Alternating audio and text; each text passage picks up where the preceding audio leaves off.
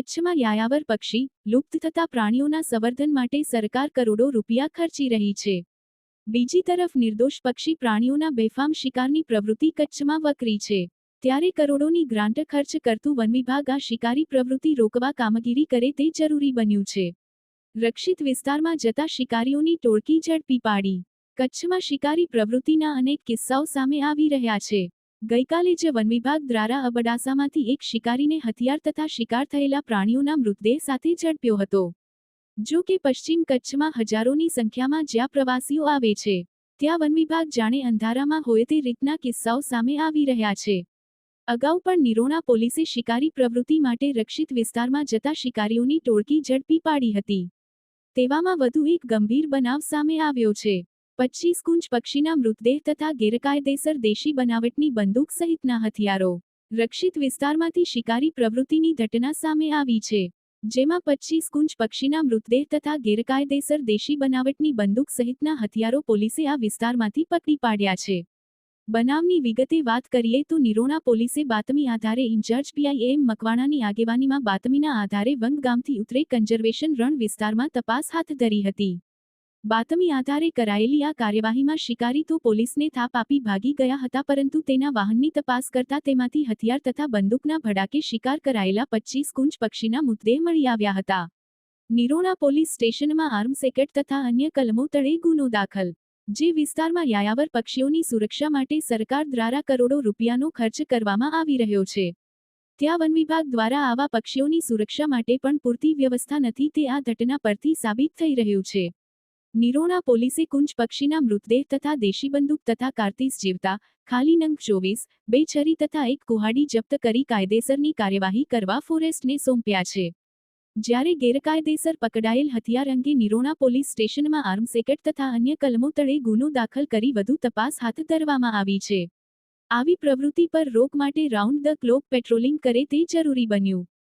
ગઈકાલે નિરોણા પોલીસ સ્ટેશનના કર્મચારીઓને બાતમી મળેલી કે છછલા ગામ બાજુ કેટલાક ઈસમો કુંજ પક્ષીનો શિકાર કરવા માટે નીકળેલા છે. એટલે એ બાતમીના આધારે એ લોકો ત્યાં પોતાના કાફલા સાથે ગયા હતા. પીઆઈ શ્રી મકવાણા જે છે ઇન્ચાર્જ નિરોણા પોલીસ સ્ટેશનના, એમને જાણ કરી અને એ લોકો ત્યાં ગયા તો એ પ્રમાણેની પ્રવૃત્તિ એમને જણાઈ આવી અને પોલીસને જોઈને કેટલાક ઈસમો ભાગ્યા.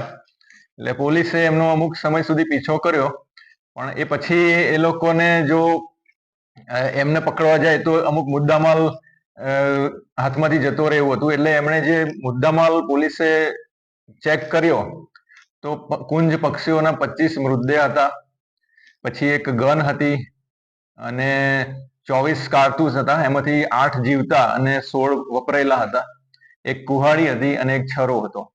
એટલે એ બધું એમણે પોલીસે કબજે કરીને નિરોણા પોલીસ સ્ટેશનમાં ગુનો દાખલ કરેલો અને પછી એની તપાસ મકવાણા સાહેબ પોતે કરતા હતા. અને એ તપાસ દરમિયાન પછી એમને બાતમી મળી અને એ બાતમી આધારે એ લોકો ફરીથી એ વિસ્તારમાં ગયા છસલા ગામે. તો એ આરોપીઓ જે લોકોએ આ ગુનો કરેલો એ જ આરોપીઓ મળી આવ્યા. એ લોકો ભાગતા હતા અને ભાગતા ભાગતા એમની ગાડીની પાછળ પોલીસની ગાડી ભાગતી હતી અને પછી એમને પકડી પાડ્યા. ટોટલ જ્યારે ગુનો કર્યો ત્યારે 4 આરોપી હતા, એમાંથી 3 આરોપીઓને નિરોણા પોલીસ સ્ટેશન દ્વારા પકડવામાં આવેલા છે.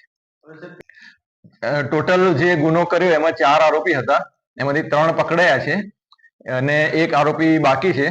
એટલે એમની વિરુદ્ધ આર્મ્સ એક્ટ હેઠળ ગુનો દાખલ થયો છે, પ્લસ ફોરેસ્ટ ના જે અધિનિયમ પ્રમાણે જે કુંજ પક્ષીઓની હત્યા કરી છે તો એના પ્રમાણે અલગથી કાર્યવાહી કરવામાં આવે છે અને એ આરોપીઓને આજરોજ અટક કરવામાં આવેલા છે અને ફર્ધર એમની પૂછપરછ થશે.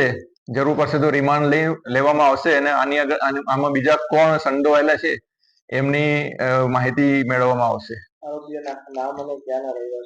હા, જે 3 આરોપી પકડાયા છે એમાં એકનું નામ છે બિલાલ ગગડા, બીજાનું નામ છે અરશદ ગગડા અને મોહસિન ગગડા. એ 3 ભુજના જ રહેવાસી છે. અને ખાસ કરીને આપના માધ્યમથી અમારા એસપી સાહેબ તરફ વિકાસ સુંદા સાહેબે જે મેસેજ કન્વે કરવાનું કીધેલું છે કે જે કોઈ પણ વ્યક્તિ આવી કોઈ પણ પ્રવૃત્તિમાં સંડોવાયેલો જણાશે, મૂંગા પક્ષીઓ કે મૂંગા પ્રાણીઓની હત્યા કરવી એના દાંત માટે, એની સ્કિન માટે કે ખાવા માટે કે કોઈ પણ એની વિરુદ્ધ સખતમાં સખત કાર્યવાહી કરવામાં આવશે. જે તાજેતરમાં હમણાં એક બે બનાવો આપણને એવા જોવામાં આવ્યા કે કૂતરાના મોંમાં વિસ્ફોટ થયો કે ભૂંડના મોંમાં વિસ્ફોટ થયો. તો એવા લોકો માટે પણ એક મેસેજ છે કે જે આતંકવાદી બનાવવા માટે, જે બોમ્બ બ્લાસ્ટ કરવા માટે જે આઈઈડી એટલે કે ઇમ્પ્રોવાઇઝડ એક્સપ્લોઝિવ ડિવાઇસ એ બનાવવામાં આવે છે ને, એ જ કલમ આમાં પણ લાગુ પડે છે. એટલે જો આવું પણ કોઈ કરતા જણાશે તો એમની વિરુદ્ધ પણ એ પ્રમાણેની કાર્યવાહી, સખતમાં સખત કાર્યવાહી કરવામાં આવશે. ને એ જે ગન છે એ અરશદ લાવેલો હતો અને એની પૂછપરછ, પ્રાથમિક પૂછપરછ થઈ ત્યારે એમાં જાણવા મળ્યું કે એના પપ્પા પાસે, એના પિતાજીએ એમની પાસે આ ગન ઓલરેડી હતી અને એ પછી એ ગન એ યુઝ કરતો.